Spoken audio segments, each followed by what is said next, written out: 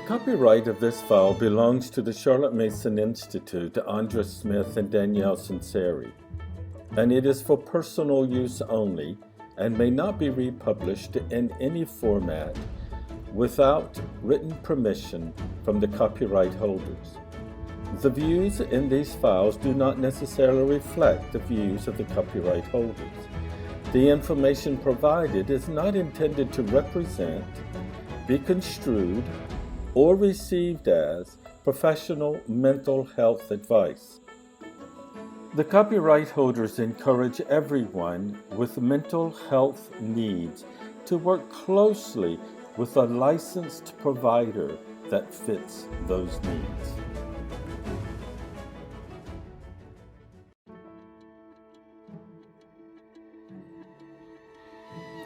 Welcome to another year of the Blue Orchard Bee. We are happy to be back, and we are happy to have you back with us. Danielle has lots of topics planned for the year, and we hope you can join her. Did you know that we had a series of sessions at the CMI conference dedicated to students with differences? Danielle is sharing in this beginning session for 2021-2022 a portion of LeAnn Burkholder's session on teaching her boys with dyslexia. You will be encouraged by LeAnn's sharing of her experiences. Let's listen to what LeAnn has to say.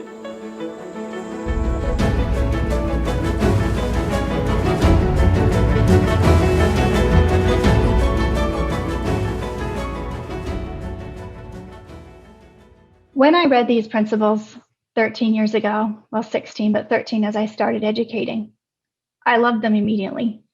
And we began to put them into practice. And it wasn't until a few years later that my son was officially diagnosed with dyslexia, my firstborn. And we began our journey of understanding what that looks like. At the time, I was very convinced that I would follow everything that Mason said and do exactly to the T, follow each piece. And that number 15, where it talks about a single reading, is something that I insisted upon. And it wasn't until my son was probably about 10 or 12 that I started to become really uneasy that there was something not quite right about that one thing. And I think that the reason for this is that one of the very common factors of dyslexia is that there's other diagnoses as well that go hand in hand, and a lot of times they are attention deficits of some type or another. And because of that difference in the way a child learns, we run into a difficulty. And I remember very clearly the day that I decided that I would begin to experiment with allowing more than one reading and just see what happened for a little bit. And my son had looked at me. It was time for a narration. I asked him to tell me what we had read. And he gave me a blank look. And I just looked at him and I said, "Would you like to read it again?" And his eyes teared up. It still makes me almost cry when I think about it. And he said, "Would I be allowed to?" I said, "Yes, I want you to know this. And I think you want to know this." And he said, "I do." And he went and he listened to the story again. And he came back and he had a beautiful narration to share. And he told me how much it meant to him that I understood that he really didn't remember what he had read. And I gave him a second chance. And to me, that's a picture of redemption. It's a picture of the Gospels. But I think most importantly, it's an acknowledgement that children with dyslexia have attention struggles, that one of the most important things is review for them, that they need to hear things more than once. And being willing to allow them to do that is an acknowledgement of who they are as a person. So I would just like to remind you as you work through this that Mason does talk about the neurotypical child and that there are some accommodations that I think we need to make because our children do have difficulties with listening and with speaking. So not only the listening, but with being able to actually put that into words to tell back to us. My oldest son, when he was about 11, I walked into our living room, our library room with all of our books, and I saw him running his hand along the spines of the books. and there were tears running down his face. And he said to me, "I just wish that I could read all of them." And it really broke my heart because he loved books so much, but they were closed to him unless I read them to him. And that's where we began our own journey of increasing our audio library, of increasing our audio resources. And that's part of the time period that we moved ahead with getting an official professional diagnosis in order to allow us to access more of that. I feel like a diagnosis doesn't change things, but it often does give you access to materials that you wouldn't otherwise have available to you and can be really valuable in that way. It also allows for ongoing documentation that can be useful later on in life for accommodations in a college setting and that sort of thing. Just this afternoon, I spoke with my 19-year-old son. He called me from where he was working, and he said, "I just want to say a couple things because I know you're going into this session this afternoon. And I think the biggest thing that I want to tell everybody is, like, don't do the hard work for them. Don't pity them because that makes them feel like not worthy and really stupid. Just allow them the time to struggle, to find the right words. Be encouraging, be supportive, but don't jump in and do the work for them. And do respect when they're deeply vested in a process and they're learning, not to interrupt that flow. Dyslexics, like I mentioned before, often have attention deficits. And one of the things that we see most frequently with people with attention deficits is that there's a common misconception that people think that everything they do is like really short focus, but anyone who lives close to somebody with attention deficit disorder knows that their attention is usually that long, or else it's 7 hours long. And they can hyper-focus on something for an absolutely incredible amount of time and not know that any time has passed. And so I think, again, this is kind of different because in a typical structure for a neurotypical child, we talk a lot about short lessons. And that's going to be really important most days, most of the time, in keeping the child moving from one thing to the next and not burning them out. When you are able to arrange your schedule in a way that has something that takes a lot of difficult work, and then a subject that is a little bit easier, and then a harder subject that takes a lot of focus, and then something that's more restorative, that goes a long way in helping to ease the fatigue of the hard work that's happening and needs to be the standard, but you also need to allow space. And this is where we come to that whole concept of despise not, hinder not, and offend not. That when someone's deeply vested in something, we don't want to interrupt that state of flow. And that was something that was really difficult for me to unlearn. Children who are concentrating are just immensely happy. So train yourself to notice and to really protect those moments of focus. And it can be broken so easily. It can be as simple as praise, just saying something good about what they're doing, or like trying to step in and help with something. Sometimes even just eye contact is just enough to break the concentration of a really engrossed child. And you kind of break that spell, and the magic moment that resides in that concentration is gone. And you really can't get it back. So being able to see that and kind of not break it, not get involved. Mason talks about it as the masterly inactivity. It's that we know we could do things and we could get involved, but we intentionally hold ourselves back and let the child move forward in their learning. So short lessons are a gift, not minimizing that, but just the insertion of ourselves between the child and the material is definitely to be avoided whenever possible. And just being aware of those attention windows and being prepared for them, that you're going to hit a day that your child is really, really excited about an area of science or geography. A lot of dyslexic kids just have this incredible love for maps and geography, and they're going to want to listen to a whole lot more of the book, and they're going to want to explore a subject a lot deeper.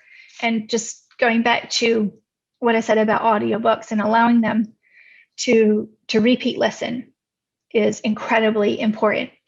So even if you have a lesson schedule and you want to go through this sequentially, it's okay to let a child listen through the entire book in the afternoon and then come back to chapter 2 again next week and listen to chapter 2, and then the following week listen to chapter 3. I had one student who loved a particular book so much, and we kept our daily lessons, but I allowed that student to access the material other times. He listened to a book a total of 13 times, and to this day, it's his favorite book. It didn't ruin anything at all. He wanted to incorporate all of that material. He wanted to know it cover to cover, front to back, and back to front. And it took 13 times listening to it. We did our slow progressive lessons through it, but we would have lost so much if I had just said, no, you can't have this book until we're totally done. So just make that allowance. Understand that they need the repeat. They need to be able to access that material more.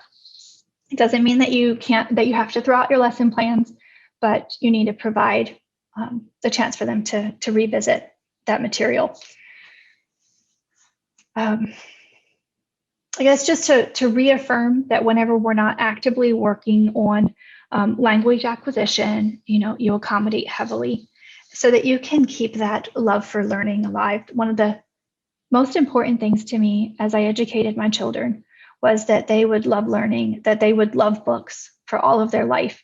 And then discovering that I had a severely dyslexic child and a moderate dyslexic, which shouldn't have come as a surprise given that it's significantly reflected in my family background.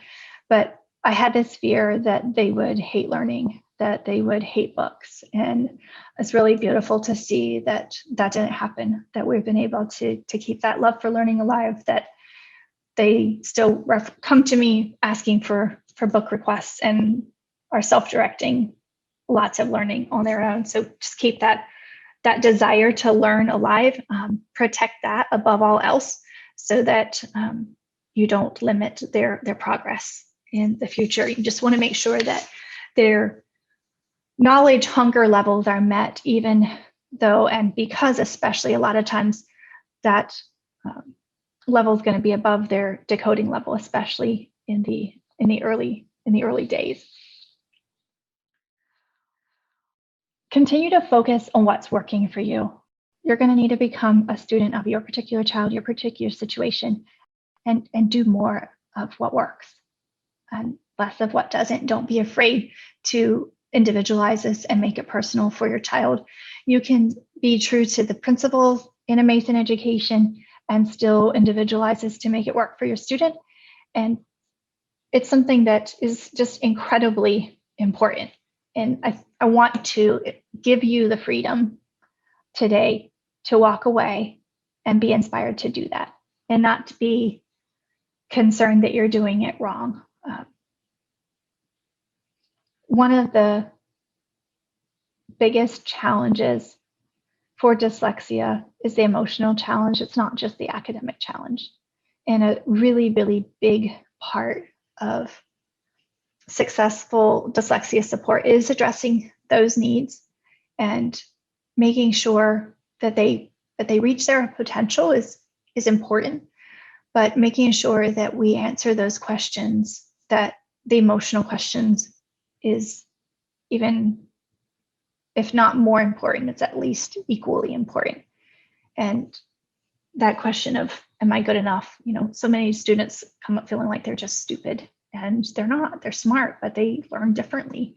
And being aware of that in the way that we interact. And a lot of times that means that we do need to make accommodations. We do have to be willing to think outside the box ourselves and figure out what works and figure out new approaches. And that's okay. And not only okay, it's absolutely incredibly important. I'd like to share a couple things that each of my sons share with me. I'm their little mama now, as they're a good foot taller than I am. And just last week, I'm going to actually read this. One of my sons, he's 6'3". He said, "The single thing that was the most helpful to me when you were teaching me was knowing that a subject that I found hard wouldn't last long, and I knew I could do anything for just a few more minutes. It really helped me to focus and stretch my attention, knowing that the sand timer would run out and we could begin another lesson that was enjoyable really soon. My 19-year-old probably had even more specific things that he wanted to share. Find engaging material. Try to make sure that your child's connecting with the books and material, and provide lots and lots of audiobooks. He said it over multiple times. He said, make sure you tell them that audiobooks is like the most important thing. And so I promise I'd pass that on.